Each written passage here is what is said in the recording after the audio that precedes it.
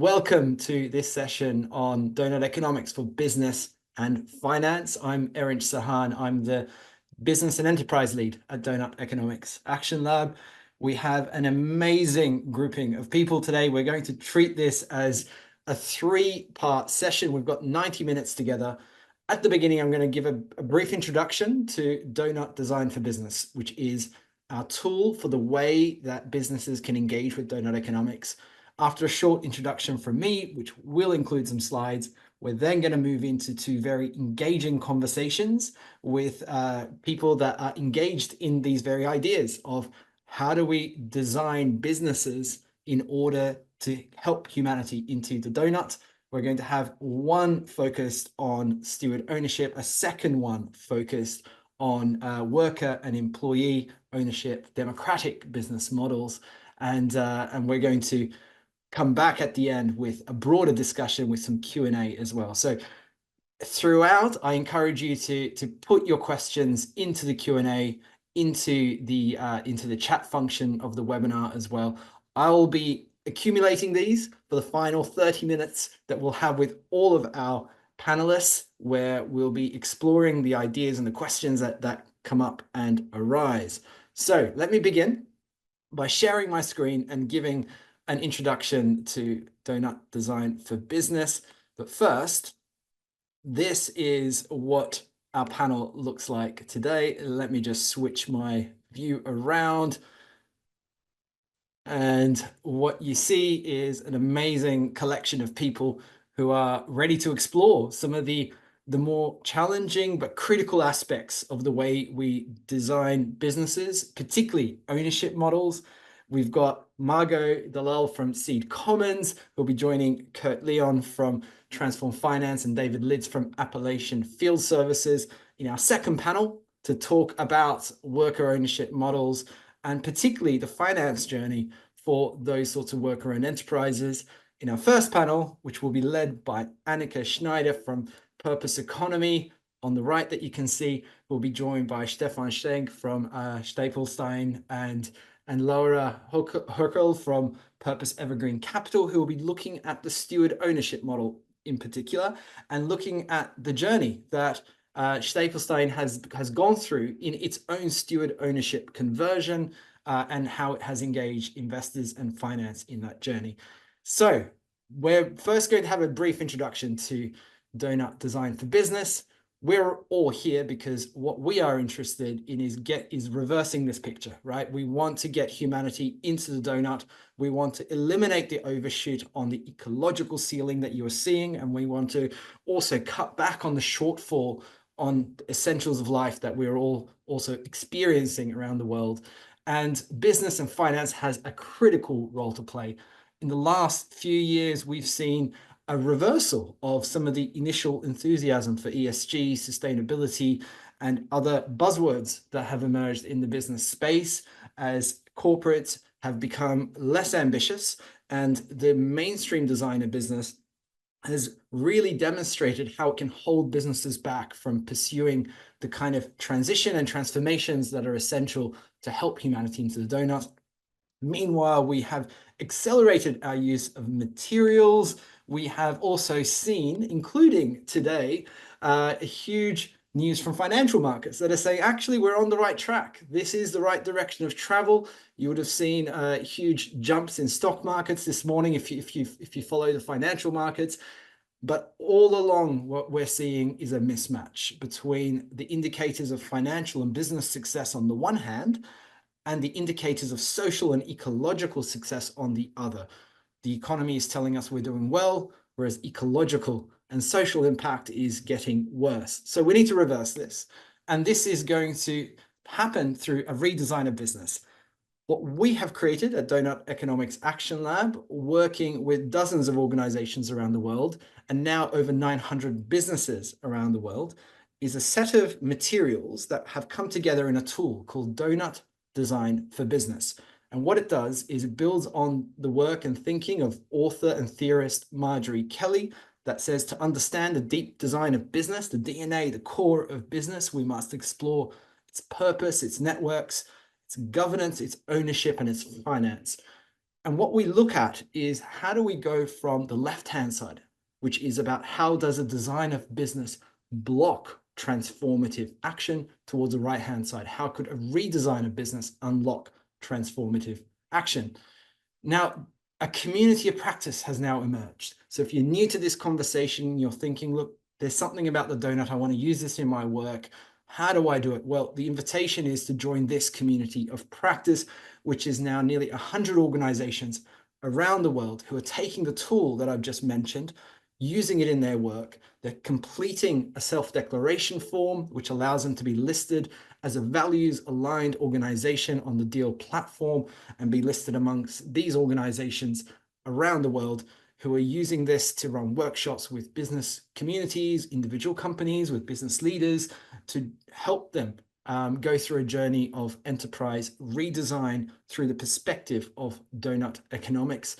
These organizations, some of them are values-aligned consultancies, some of them are business networks, others are business incubators or business schools that work directly with entrepreneurs and different companies. But what they have in common is that they are engaging directly with businesses as their clients or parts of their network, and that they have an ambition to drive more transformative change. So if you go to doughuteconomics.org, on the left-hand side, you will see the community drop-down. You can see organizations and networks. You can filter for business workshops, and you will see the picture. So if you're a business that's joining this and wants support from people, don't come to us. Don't ask Doughnut Economics to help, because we've created and supported this community of practice that is ready, has all the materials at hand and all the support that they need within those materials for them to engage with you as a company on Doughnut Economics.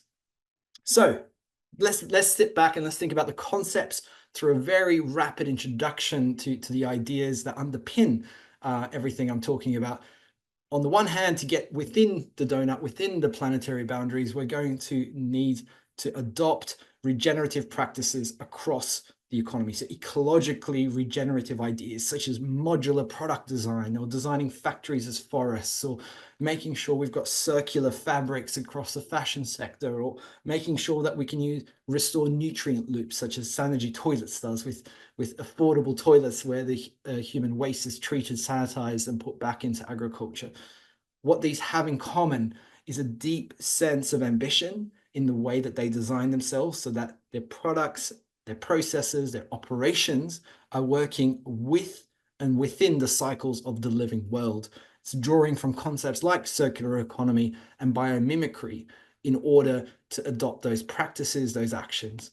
But on the other hand, we also need the social side to be addressed.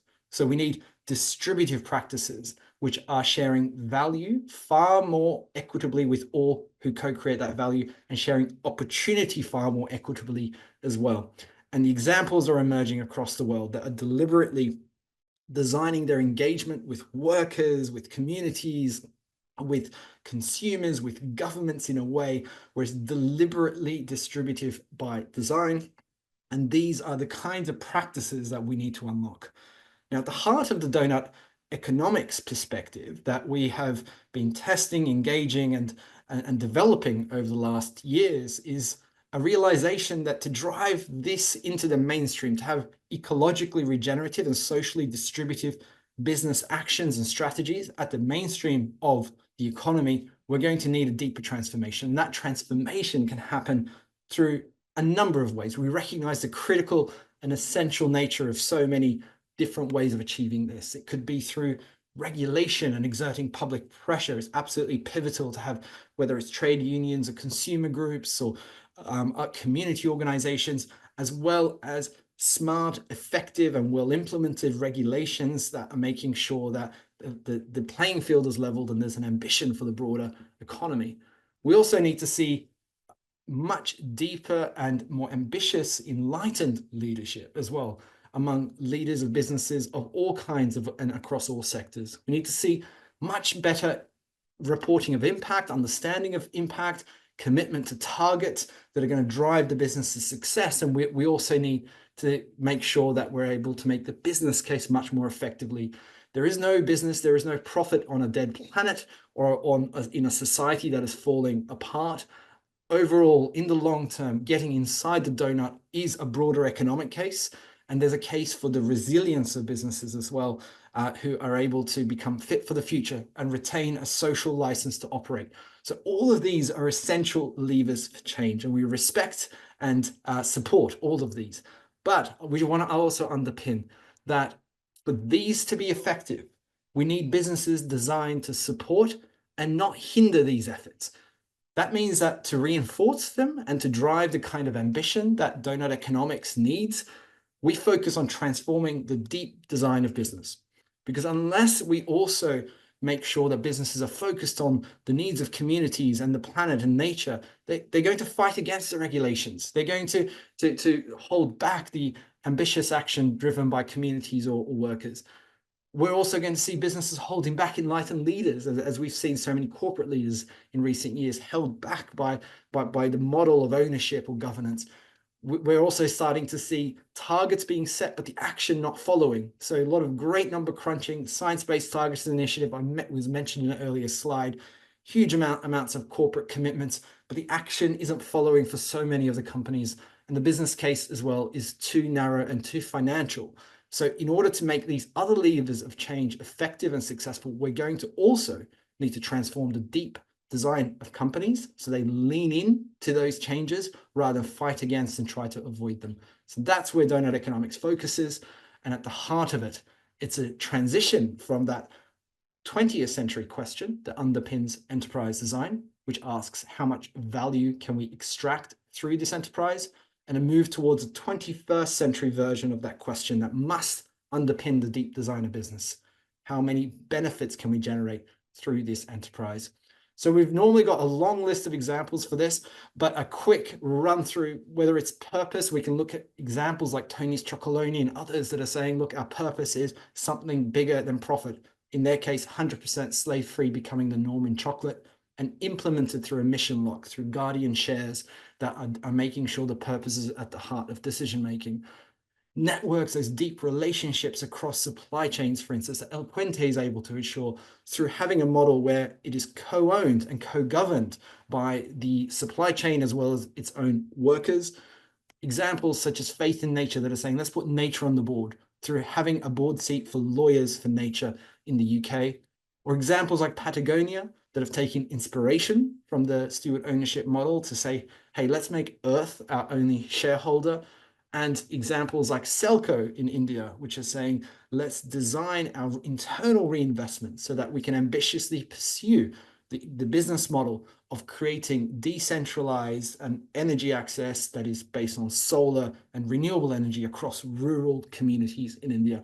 All of these are successful businesses, but they also have underpinning them a deep design in usually their ownership model or their governance model and their relationship with finance.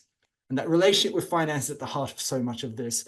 We've already got on this panel a representative from Transform Finance, Kurt, who can talk much more about some of these ideas, but we're starting to see a huge explosion of innovation here. This is where alternatives to venture capital, for instance, are emerging. We're seeing examples like revenue-based finance or convertible grants or crowdfunding and mezzanine debt, and ideas such as systemic investing or exit to community start to inspire new models of finance that are redefining the relationship between business and its investors.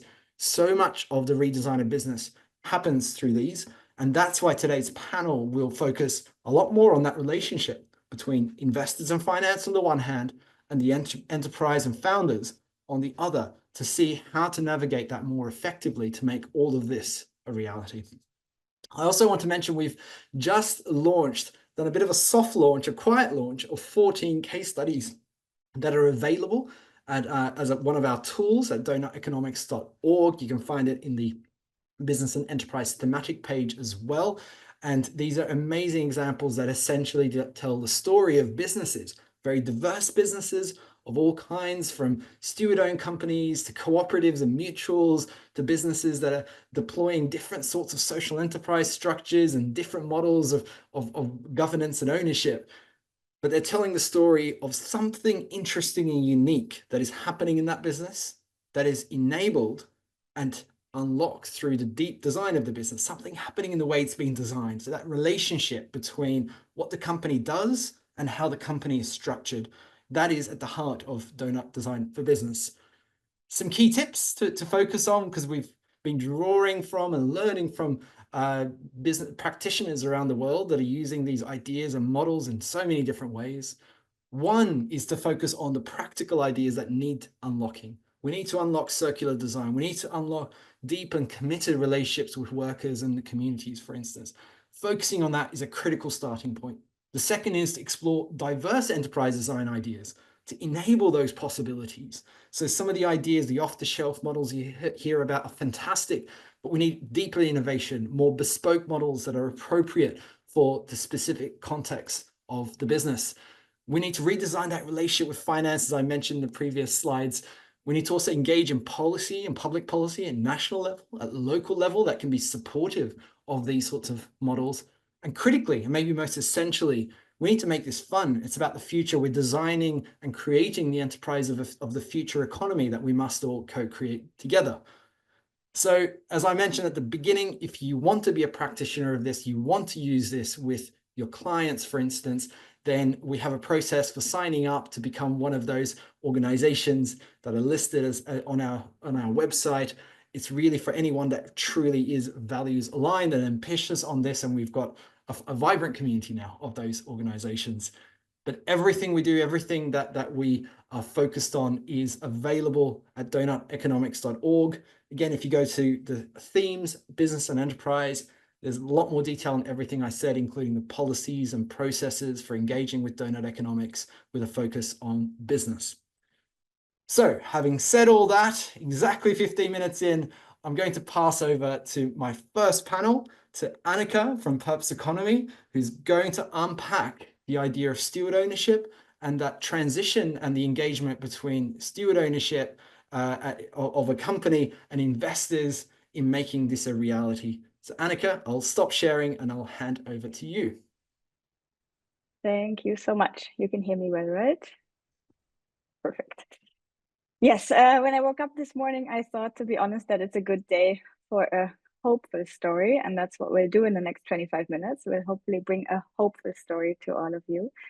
Erinch mentioned in the little briefing before our call that ownership is actually the heart of the matter. And that's my bridge from his introduction to ours, because our ownership is not just a heart of the matter. Ownership, in our opinion, is the deep design. It's the DNA of a company. It's the thing, the operating system that determines every decision, every management layer in a company. And if I look back into my own career, my own path into the realms of ownership, I was working, or I scored this really amazing position after graduating from university, you know, as a, I don't know, member entrepreneur in residence at a startup. And I thought, you know, this is it. I'm really going to be in a power position. I can shape this company. I can design the, you know, the transition to becoming a great and impactful company. But after, well, I had overseen one little detail. It was very heavily investor backed. And pretty much 5 minutes after I entered that company on my first day, I noticed what that means and how ownership affects me. Namely, I had nothing to say. Every decision was dictated from the top, well, not even from the top, from very far away absentee owners who told us which countries to expand to, how many people we would have to let go. So I felt what ownership means very early on, and that shaped my own pathway. Now, in the traditional sense, money equals power, right? Ownership means if you have money, you can buy power. And there's many entrepreneurs out there, many investors out there who say this conventional understanding of ownership does not fit with my values. It does not fit with my company. It does not fit with the way I want to act, I want to work, I want to live. So they do something brave. They are thinking about ownership, and by doing that, they actually just following in the footsteps of pioneers who have done this already 100 years ago. Who I'm naming some names. In Denmark, we have, for instance, the big foundation companies like Carlsberg or like Novo Nordisk. In Germany, we have Bosch or Zeiss, very big companies. And they already 100 years ago thought about, how can I as a company put profits as a means to an end and not as the end in itself? And how can I make sure that the purpose comes first, comes before the profit motivation? they did that, and until 10 years ago, that's a lot of them did that. But what was missing was a shared understanding, a shared language, a shared narrative around this. And that's when the Purpose Foundation was founded. We researched these pioneers. We gave this concept a name. We coined it to steward ownership. And since what happened afterwards, I don't know if you know bamboo, how bamboo is growing. It's like first it's making a lot of roots under the earth, and then it really starts to grow high. And we're currently in this growth phase. So we see entrepreneurs from all over the globe starting to rethink their ownership structures, culminating in, for instance, Patagonia transitioning openly or officially to steward ownership. We have investors who are starting to think about the way they do investments. We have funds that are popping up all over the world who say we want to invest in steward-owned companies. And we have change maker organizations who say this is such an interesting concept. I want to bring this into my own local ecosystem. I want to build a local ecosystem for this. Now, the question remains, why do they do this, right? This sounds good, but what does that actually mean for a company, for the economy, for us as societies? And in general, from the historical examples, we've seen that steward-owned companies have been broadly successful, meaning they have survived much longer than conventionally owned companies. They outperform on different metrics. They are more resilient, especially in crises. They treat their employees better. They pay their employees better. They have better retention rates. They have a very strong reputation. And there's even studies that show that crime rates and divorce rates in steward-owned companies are lower than in conventional owned companies. So you see, I'm burning for this topic. I love steward ownership. And today I would really like to bring some of this magic, some of this energy that I experienced with working with these entrepreneurs into this panel. And that's my moment to invite my panelists, Stefan and Laura, to this panel. And we'll hear Stefan's story, being the founder of a company called Stapelstein. I'm going to use the German pronunciation, but I'm meaning Stapelstein. It's a company based in Germany, but they're selling their products in over 40 countries. And Stefan will tell us in a sec what they actually do. Laura is investment manager at Purpose Evergreen Capital, which is a fund specifically set up to invest in steward-owned companies. And we'll hear her story and what Purpose Evergreen Capital is doing and how they're doing it. So thank you too. Thanks for you two to be here, to be on this panel. First, Stefan, I'd love to talk to you first. Can you tell us a bit more about Stapelstein? What is a Stapelstein, and can you give us a few facts about your company? Thank you so much for having me. It's a pleasure being here for this meaningful conversation. I think I start with some visuals since the picture says more than 1,000 words. So I will hold my screen here, and you can see some of our elements and the children playing with it, being in playful movement with our design products for some first impressions. And then I will switch over to why we are there, what our purpose is about. And we at Stapelstein, and this is like how the whole journey started, we believe in the well-being of families supported by the power of playful movement with our design products. And therefore we design and craft sustainable monomaterial modular products. We had the modularity before when Erinch shared some examples that are circular and harmoniously integrate the material form and function. So we try to use or to empower children with our products to playfully move. And with this original purpose that never changed from the very beginning, we grew to a company that now has 40 employees, mainly female persons in leading positions. I founded the whole thing, so this, as a founder, I can't change my gender here. Yeah, we are a female-driven company in general, and we have our main markets in the German-speaking countries, so Germany, Austria, and Switzerland. We have strong markets in the Netherlands, Belgium, in eastern part of Germany, the Czech Republic, Slovenia, and Poland. And we just started a subsidiary in the US, so we are also present in the United States. Our revenue last year was 16 million euros, so that you get a picture of our impact and our size.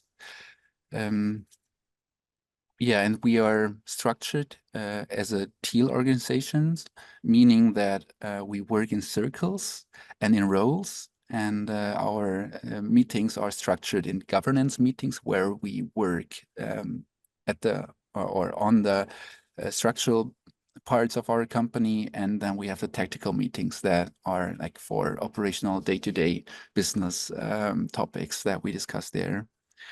Yeah, and maybe a very current topic is that we opened our first physical store in Berlin, where people can experience our products, our purpose, and our story firsthand. And yeah, in one face-to-face conversations with sometimes with myself and the great employees that are also joining me on this venture.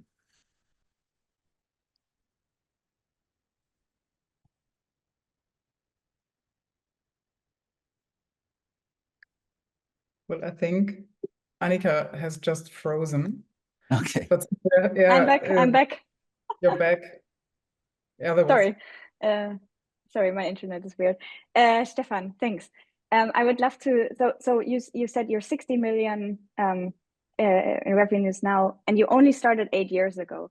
Can you take us back to the beginning when you were a design student and this was a university project? What happened back then? Which decision did you make, and why? How did you come to regret it later on in your career? Sure. No, I'm very happy to share this journey. So back in the days 2015, I was studying product design at the University of Schwäbisch Gmünd, and this was my project in the 4th semester. So I was in the middle of my studies, and I was exhibiting this project, which back in the days it was simple prototypes that I exhibited together with a video that would prove the concept. Yeah, and on this exhibition, I met an angel investor that would would inspire me to create a company and to bring this purpose or this product to the market. And I thought, like as a student, this is a dream. Like if your idea becomes reality, this is this is a new next step. And I was intrigued by that idea that I could really change something for the children and the families out there to create free movement and free play through these products.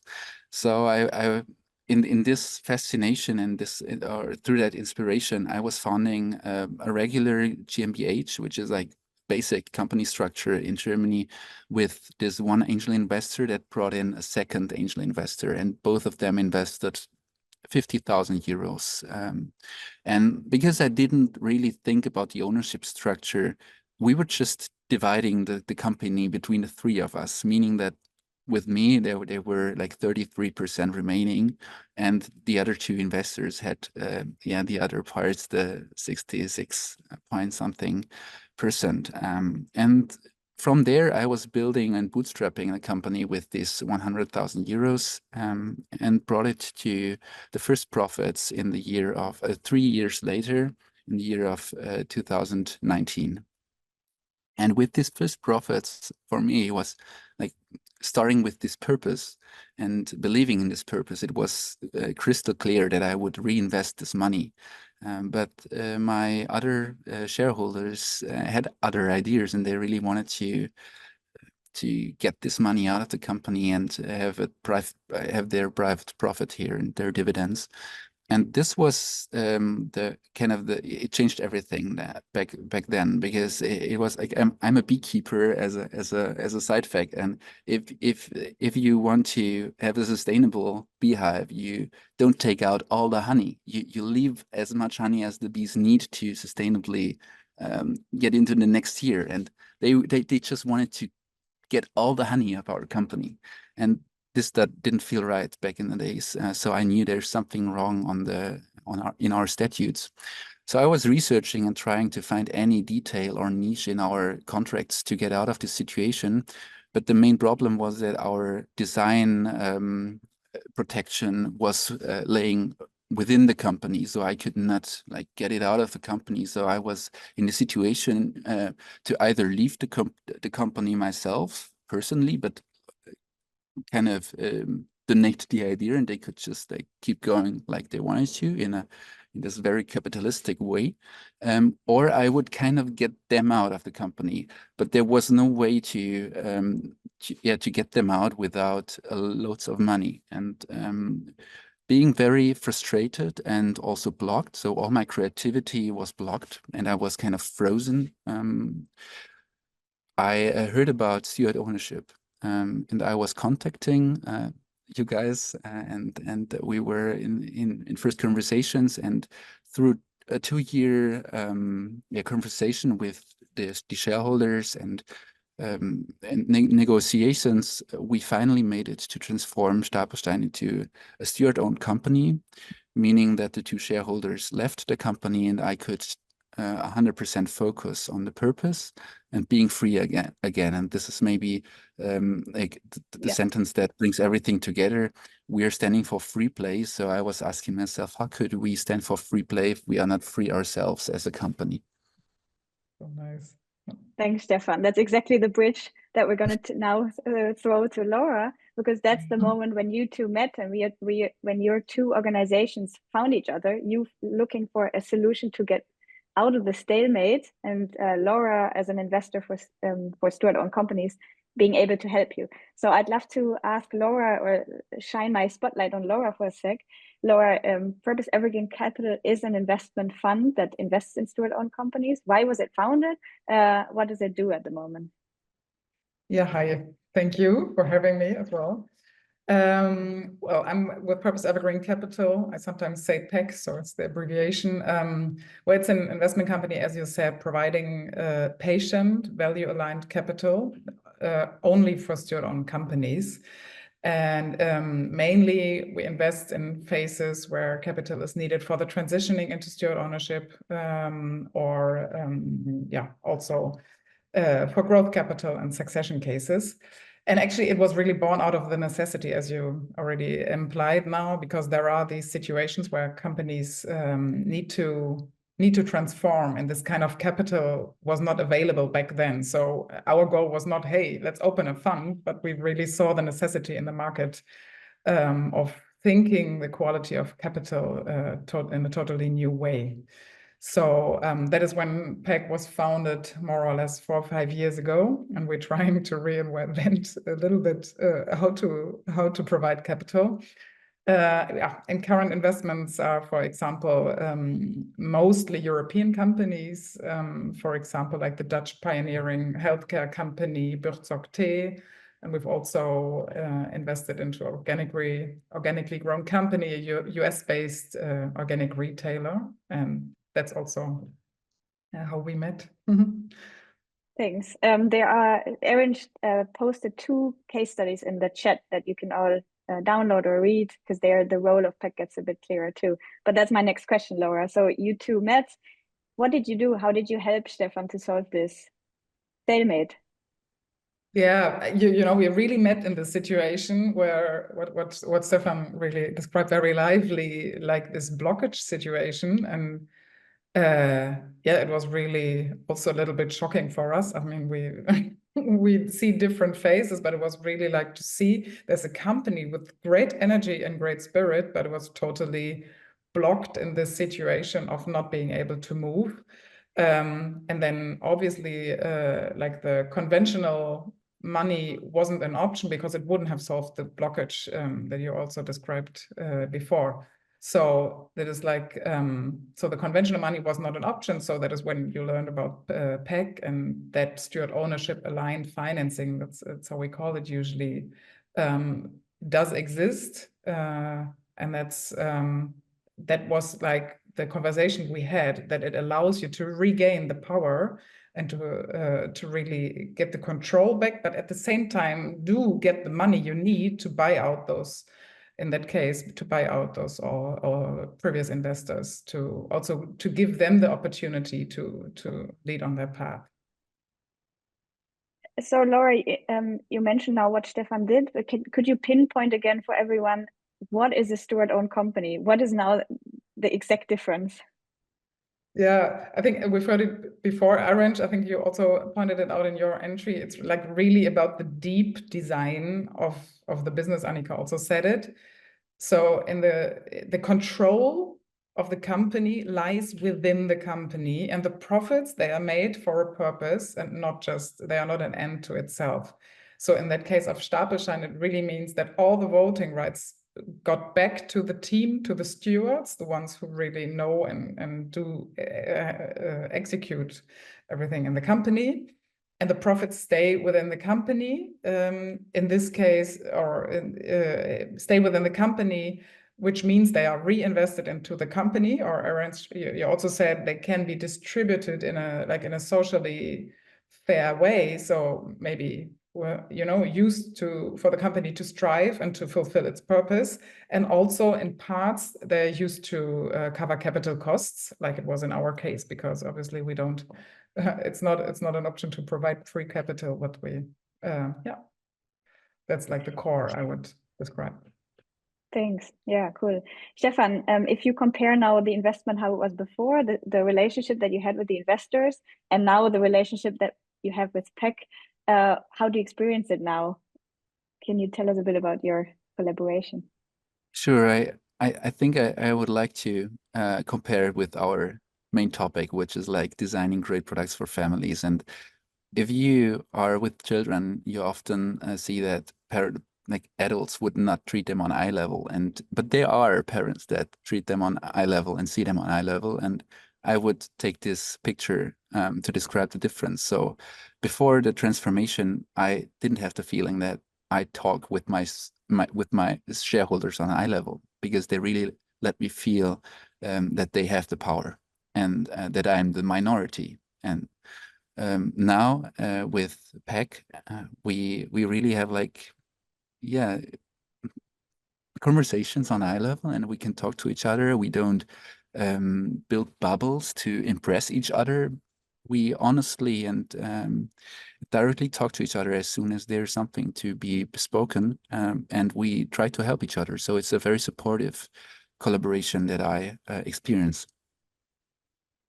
Yeah, I can add on maybe like a little, like sort of a practical thing. I feel it the same way like you do. I like the parenting picture. We've actually talked about it in our, with our colleagues as well, that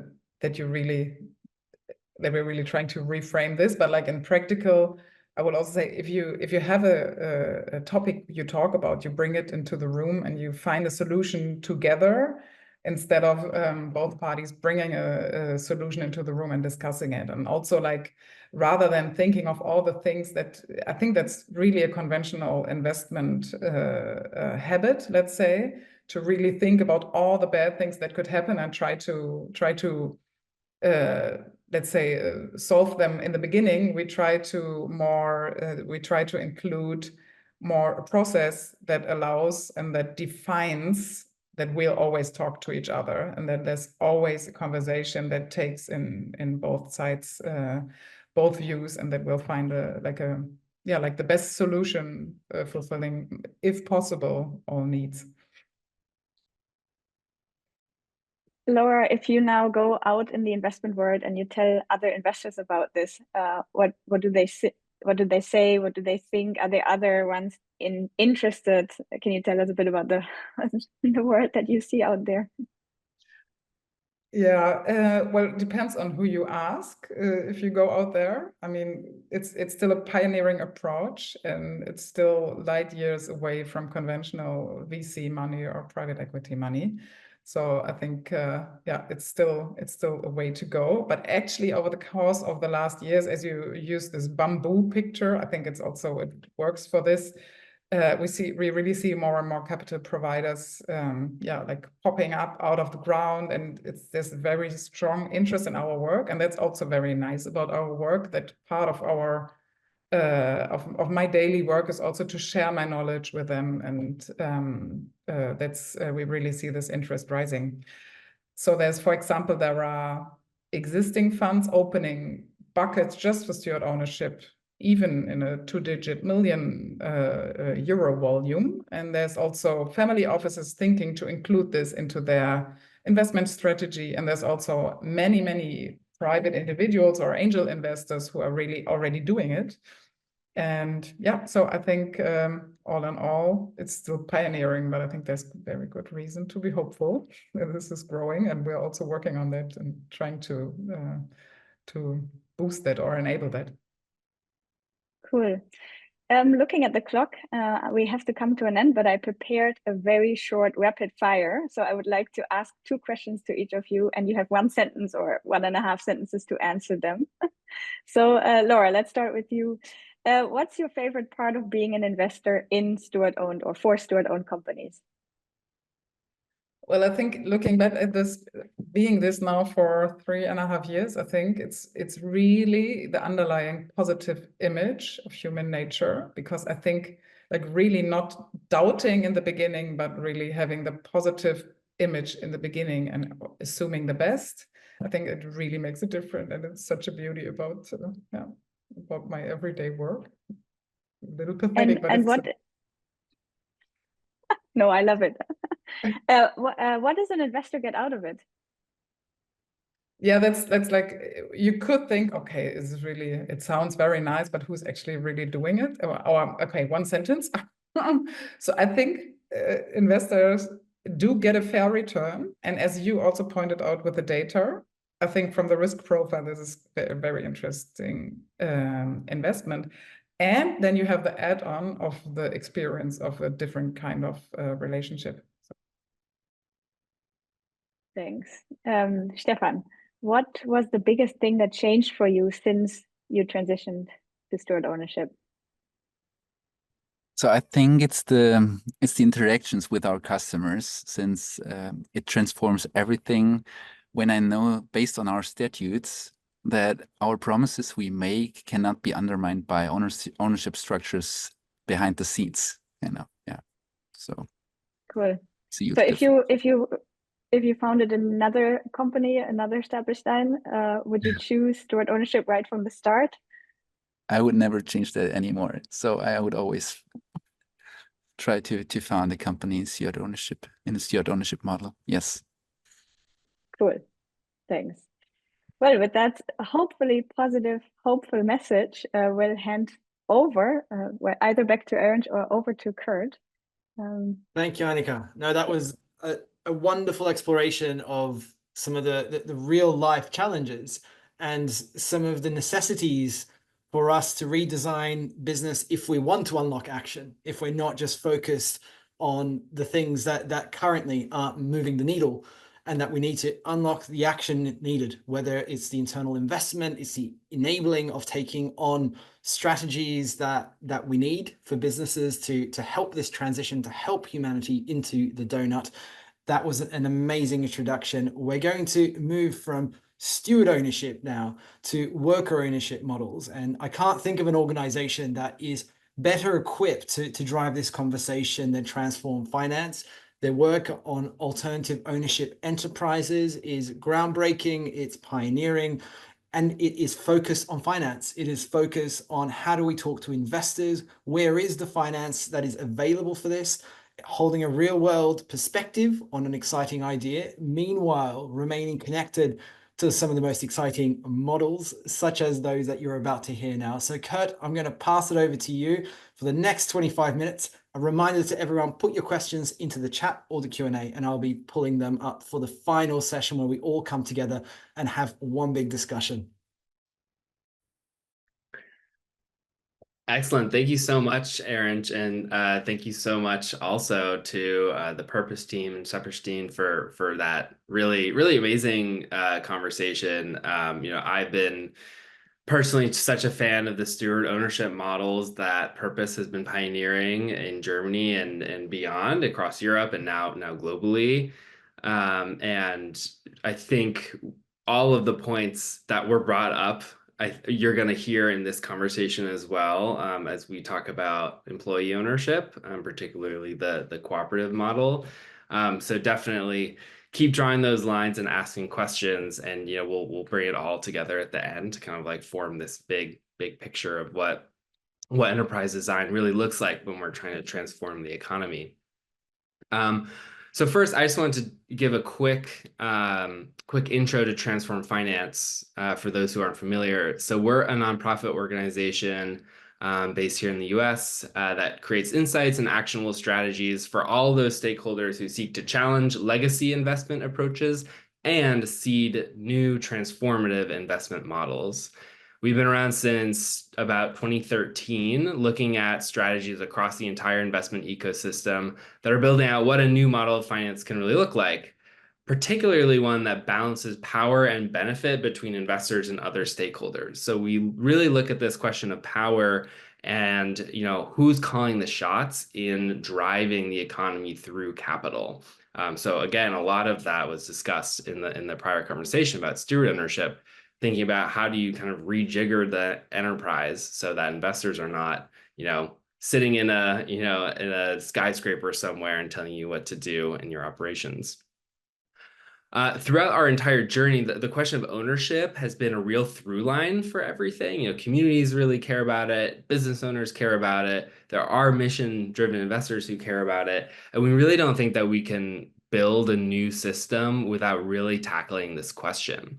And this is one that we've been working with Erinch and the Doughnut Economics Action Lab on for a while, really thinking about, what does design look like? What are the models that are embodying this? So that's how we came up with this kind of umbrella term of alternative ownership enterprise, which kind of captures the steward ownership models, the employee ownership models, community ownership. There's a lot of ways that folks are engaging different stakeholders besides investors in both the governance and the economic participation in the business.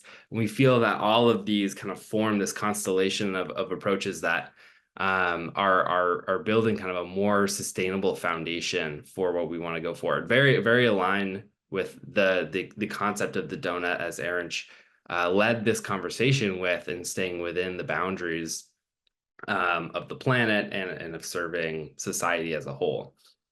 So for those of you who are interested in learning about all these different models that we've been studying, we put out a report about a year ago on different alternative ownership models, which does largely focus on the US, but pulls in some examples from Europe and the UK as well. And we're excited to see some of this work expanding, and we're talking to folks in other regions of the world about where this is showing up and how we can support developing the movements there as well. So switching from steward ownership to employee ownership, I'm really, really excited to talk about these models and really get into an amazing example we have here on the call today. But just to frame it, I think everyone here has worked at a job, and when workers govern the business and are participating in the decisions that are made, or at least electing leaders and having more through lines in ways that are not available in a conventionally structured enterprise, it really changes what it means to work. The autonomy that's gained at the worker level, I think it shows up in the products and services, the relationship with community. These are really kind of tangible factors that just are building a new way of doing business and relating to each other. And for those familiar with the cooperative movement, that's a really big piece here. But in the US, we also have other forms of employee ownership. We have the employee stock ownership plan, which is more of a retirement plan that provides workers ownership over the shares of the company. We have employee ownership trusts, which have a very flexible governance model and kind of allow each company to say, oh, this is how we want employees engaged in the governance, and this is how we're going to share profits. And whatever the model is, I think it's important that every enterprise kind of has their own way that they want to go about doing this, and that's great. We're here for this broad example. So pretty soon I'm going to turn it over to Margot and David and have a conversation about an investment from Seed Commons into Water Bottle and Appalachian Field Services. But first, I wanted to give a sense of where the capital fits into this using the data and conversations that we've been collecting in the US here. So I mentioned there's several different kinds of employee ownership models. We counted 28 funds in the US that are focused explicitly on employee ownership across North America. So it includes some funds in Canada. And across all those funds, they have